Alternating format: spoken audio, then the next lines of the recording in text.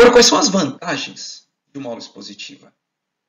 Bom, a primeira vantagem é que eu consigo falar bastante sobre muita coisa em um tempo relativamente curto. E é justamente por isso que essa metodologia é tão utilizada, porque a gente tem emendas, nós temos uma quantidade de conteúdos muito grande no ensino médio, para ser dada em apenas 3 anos. Pior ainda, tem escolas que só têm 2 aulas de química por semana. Fica inviável conseguir explicar toda a quantidade de conteúdos que nós temos para os alunos. Ah, mas aí a gente não ensina tudo. Ok, fera, beleza, não ensina tudo. É quando o aluno chega lá no ensino médio, no vestibular, quando chegar no Enem, quando ele terminar o ensino médio, tu está dando um certificado de que ele estudou aqueles conteúdos que estavam previstos, quando ele não estudou. Então é complicado. Então a gente tem que dosar. Claro, não adianta sair correndo com a matéria sem que o aluno aprenda alguma coisa. Mas o ideal é exatamente fazer com que ele consiga entender, de fato, com que ele tenha o domínio de tudo aquilo que ele deveria estudar. Então, explicar o maior número de conteúdos, desde que seja efetivamente compreendido pelo aluno no menor tempo possível, é algo, sim, desejável. Vamos pensar que tem alguns conteúdos que são meio complicados. Pensa bem, às vezes o conteúdo é tão difícil que o aluno começa a ler e não entende nada. E aí vai desanimando. Já passasse por isso, provavelmente. Já teve algum texto que tu começou a ler e teve que voltar 1, 2, 3 vezes. Isso é chato, isso desmotiva. Então a ideia de uma explicação oral permite motivar o aluno a continuar estudando, porque vai fazer com que ele consiga entender um pouco melhor, até para depois passar a ler aquele livro-texto, e aí começa a fazer um pouco mais sentido. Então, vamos lembrar que tem aluno que aprende melhor ouvindo do que lendo. Tá? Tem aluno que é mais auditivo do que visual. Eu, por exemplo, sou um. Então, dependendo do tipo de aluno que tu tens, essa explicação oral vai surtir muito mais efeito do que a simples leitura do livro. O professor já é conhecedor daquele assunto, então ele consegue organizar de uma maneira que fique mais interessante para o aluno estudar. Então, quando o professor vai falar sobre temas polêmicos que existem, quando não existe ainda consenso no meio científico sobre determinados assuntos, é importante que o professor que tem esse conhecimento, que ele consiga mostrar de uma forma um pouco mais imparcial, que ele consiga mostrar para os alunos o que tem de positivo e negativo em determinadas correntes. Como eu disse, a química isso é um pouco mais raro, mas ainda assim a gente pode pensar em alguns assuntos que têm essa característica. E as limitações? Quais são as limitações de uma aula expositiva? Como é que, sabendo as limitações, a gente pode pensar em como superá-las? Primeiro, a pouca participação do aluno em função da comunicação unilateral, ou seja, a aula expositiva, a exposição é basicamente o professor falando. Claro que a gente consegue suprir essa deficiência pensando na interação, na aula expositiva dialogada, chamando o aluno para a participação. Se a gente traz o aluno, se o estilo da aula e se as características da turma, dos alunos, permitem, a gente consegue romper um pouco. Só que nem sempre dá, porque nem toda turma tem, e o professor não pode depender da participação do aluno. É bastante chato quando o professor começa a falar e aí os alunos não respondem, não participam, não completam, e acaba saindo pior do que fosse o professor apenas falando. Então, é uma característica que pode trazer problemas, mas há maneiras de superá-las.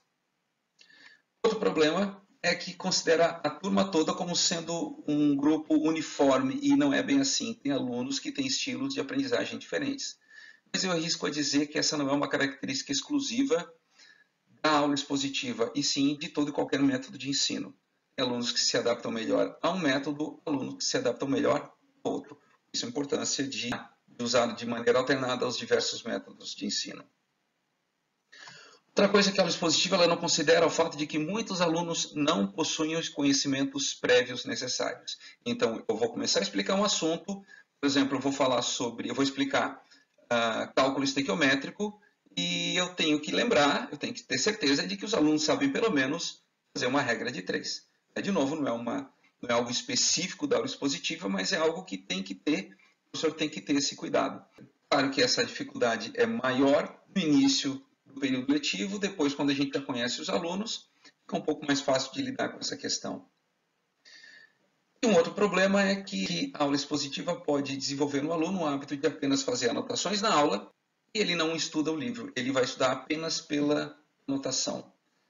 Eu diria que também assim, se o professor não der aula expositiva, será que o aluno vai estudar pelo livro?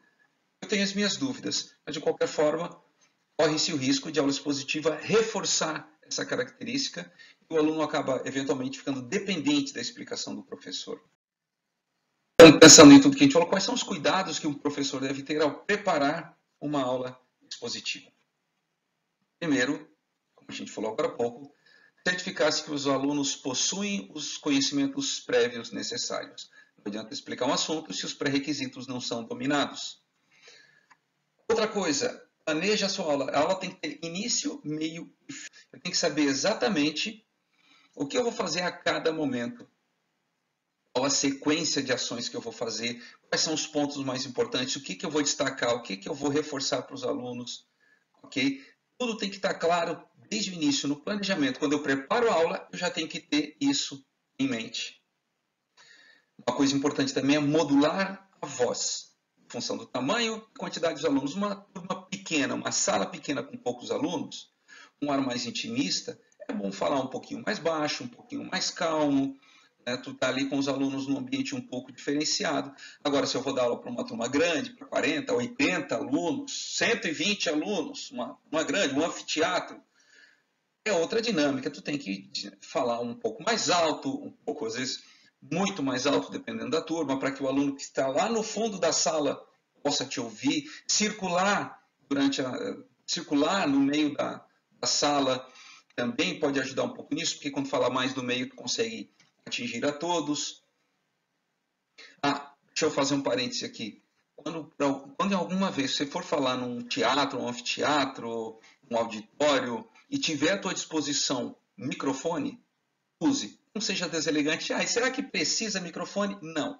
Se o espaço é grande e tem um microfone, use. Às vezes pode até ser que alguém diga que não precisa, só para não ser desagradável. Então, se tem microfone, use. Tem muito professor que tem medo de microfone injustificado, ok? Além da questão do volume adequado ao tamanho da sala e da turma, tem a questão do ritmo.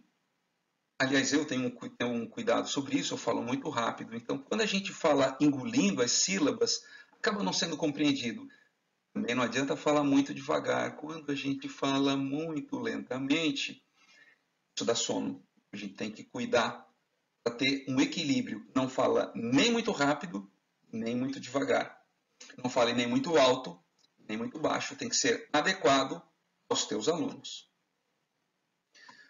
Use apontamentos. É mais ou menos o que eu estou fazendo aqui com essa apresentação de PowerPoint. Então, são apontamentos, são tópicos para eu não esquecer o que eu vou falar. Não preciso necessariamente apresentar isso para os alunos, como eu estou fazendo agora. Eu podia estar simplesmente... Tem que seja um caderninho, anota ali, eu não posso esquecer de falar disso, disso, disso e disso. Okay? Tópico. E evite estender a aula expositiva por tempo excessivo. Por quê? Porque se é cansativo para o professor, provavelmente também vai ser para o aluno. Se tu não aguenta falar durante muito tempo, pensa que os teus alunos provavelmente aguentam ouvir ainda menos. Aliás, esse é o cuidado que a gente também deve ter aqui numa videoaula. Videoaula muito longa, normalmente espanta os alunos. Ele nem clica no vídeo quando vê que o vídeo é muito longo, só se o assunto realmente é interessante, é importante. Já na aula, não fala, tu tens muita coisa para falar, faz uma pausa, faz alguns exercícios, algumas atividades diferenciadas. Ficar falando direto pode ser extremamente cansativo. E aí, para finalizar, eu vou fazer a leitura de uma citação que eu acho bastante importante, ela resume relativamente bem o que a gente falou. Olha só, a aula expositiva ela será um procedimento valioso, assimilação de conteúdos, desde que ela não seja apenas um repasse de informações. Para isso, o conteúdo, por si só, já deve canalizar a atenção dos alunos. Esse conteúdo tem que ter vínculo com a experiência dos alunos. E esses alunos precisam ter uma atitude ativa em relação àquele conteúdo.